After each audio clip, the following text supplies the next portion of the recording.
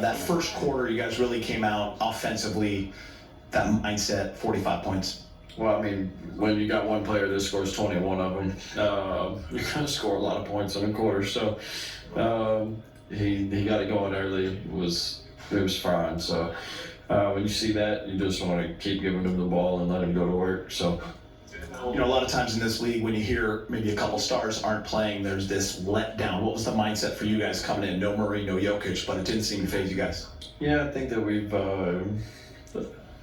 I think if you watch enough basketball, you see how that can be real. So yeah, the mentality was to go out there and play our style of basketball, pay attention to the details, continue to play the game the right way, and then we would be successful. And we did that.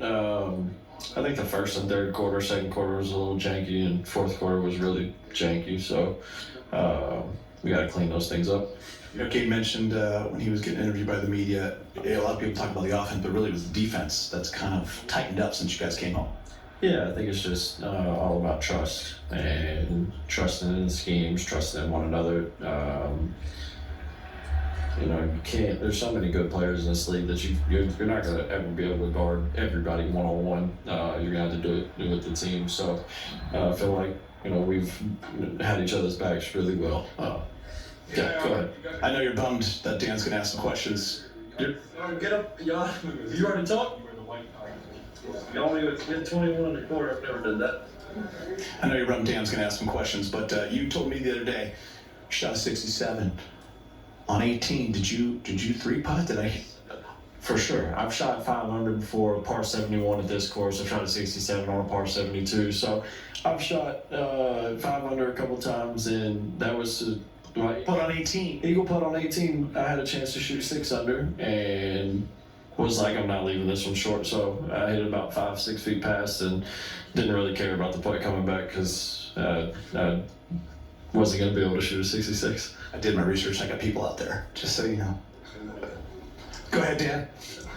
It's like the fifth time I've heard you tell that story. You're just mad you can't break 80. That's true. I am very angry about it. To go really digging on Luka's first quarter, his ability to kind of get to all three levels, especially when he's really comfortable. If you've tried to guard him before, been in that situation, what's it like seeing him as a teammate? It's very fun. It's much better this way than the alternative.